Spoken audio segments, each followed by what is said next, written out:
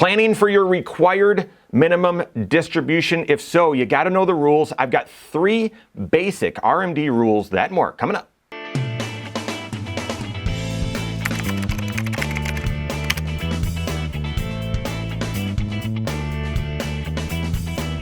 My name's Mike Bernard. I'm the host of the Wise Money Show. I'm also one of the certified financial planners right here at Korhorn Financial Group. Make sure you hit that subscribe button, turn on notifications, and smash that thumbs up button. Once you reach a certain age, the IRS says you are required to start pulling some money out of your pre-tax retirement accounts because you made a deal. You made a deal without really knowing it maybe, and it's a good deal. But during your working career or as you had earned income, or maybe your spouse did, you had the opportunity to contribute into tax shelters. And that opportunity was you can contribute into pre-tax 401ks or pre-tax simple IRAs, pre-tax 403b, pre-tax IRA, or you could contribute Roth. And if you contribute Roth, there's no tax benefit right now, and there's also no requirement out there in the future that you need to start withdrawing that money. I suspect, guys, in a decade or two, or at some point, they might make a requirement for Roth like they did with the Roth 401k. They don't have that right now. So for this discussion about required minimum distributions, let's focus on that pre-tax side. So during your career or while you were working, any dollars that you contributed pre-tax, you got a deduction, you got a benefit for that. The amount that you contributed was a tax deduction and you didn't pay income tax on it. And so then all of the capital gains or dividends or interest and all of that, the growth was all tax sheltered along the way. And then you knew that, well, when I take the money out though, in retirement, once I'm age 59 and a half, I'm going to withdraw these dollars and I'll have to pay tax at that time. It's going to be ordinary income tax rates, just like it would have been if I hadn't gotten the deduction. So that's the deal that you make. But the IRS doesn't let you just delay that forever into perpetuity. They tell you, well, listen, but if you're not at least taking a minimum amount out by a certain age, it used to be age 70 and a half for no reason. IRS is cruel. Like at 70 and a half, that's a very bizarre start date. They moved it to 72 and then they moved it to 73 and they're going to move it to 75 as well in 2030, I believe. And so all of this is really cruel, right? 2032 maybe out there, almost 10 years out. But they've said, listen, by that age, if you're not drawing enough out of this retirement account, we're going to force you to, because it's time to start paying the tax on this money. We've allowed you to avoid it for so long. And that concept is required minimum distribution. If you're in retirement and you're already living off of your IRA, then you might be drawing out enough to meet this minimum or far surpass the minimum. And if so, you're good. No worries.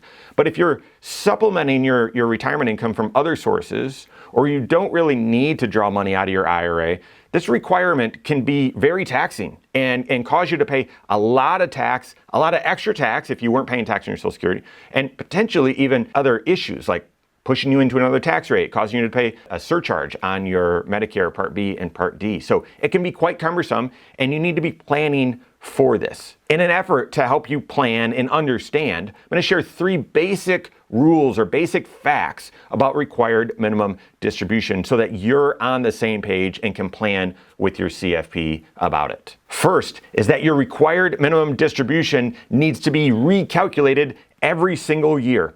Every single year. What's done is your certified financial planner or the financial institution that you use, they're going to do a calculation, or you will need to. And many people are forced where they need to do it if they're not working with the CFP.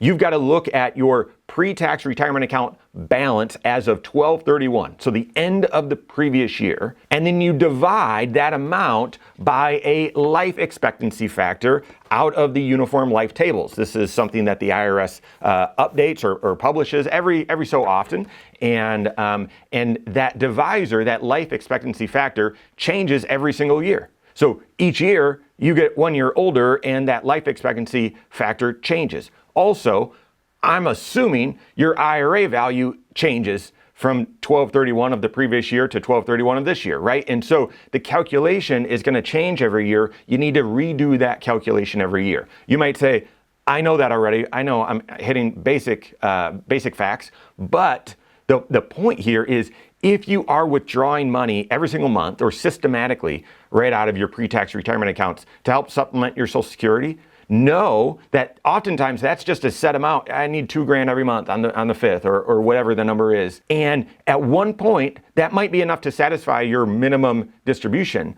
But because you're just withdrawing a flat amount, but this calculation changes every year, you want to be careful and watchful for the time when that requirement is now more than the minimum amount that you've been pulling out, or the consistent amount that you've been pulling out. Second basic fact of required minimum distributions, you need to withdraw the money by 12/31. By 12/31 of that year, you need to withdraw the money and take it out of your IRA, your pre-tax retirement accounts. This is not something where you have up until April 15 to draw. However, in your first year that you have reached your required beginning date, so right now that is turning age 73, you have this rare option to say, you know what, I don't want to do it this year. I will wait until next year. And if you do that, you then have to take it by April 1st of the next year. But then you also have to take next year's required minimum distribution by 12/31 and then 12/31 each year after that. So if you use that first year option, that means you're going to have 2 required minimum distributions in 1 year. I can see the planning reasons why in a rare situation you might do that. I've never actually done it in practice. I haven't seen it, simply because it doubles up the requirement that next year. Keep in mind with this requirement that it needs to be withdrawn by 12/31.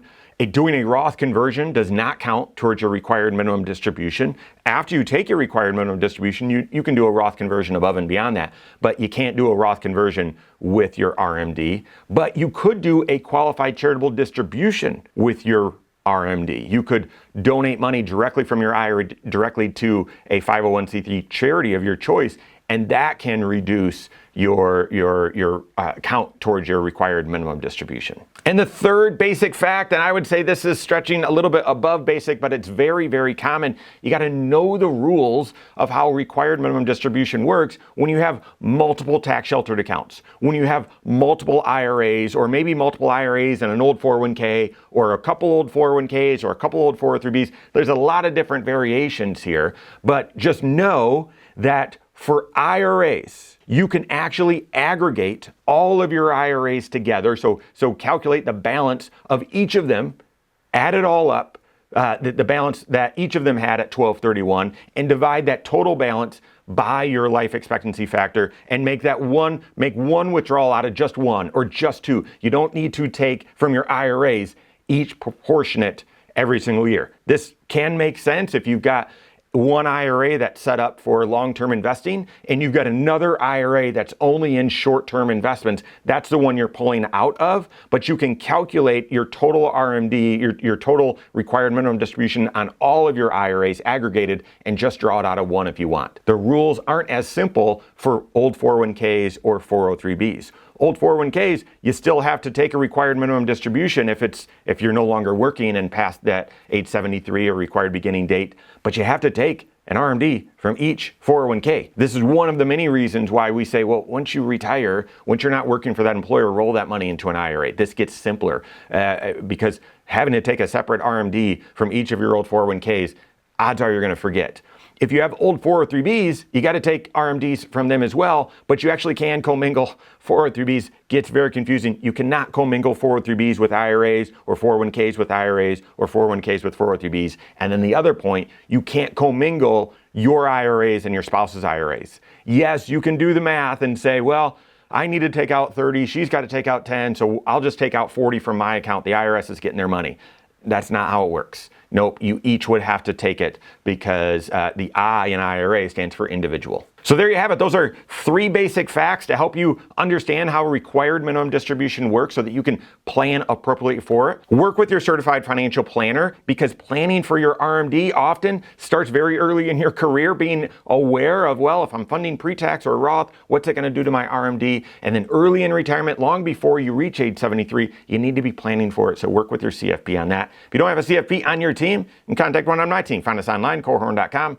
That's Korhorn with K, wisemoneyshow.com. You can find us there as well, or send us an email, info@korhorn.com. All right, there you have it. Go out and take your next wise step in your financial life.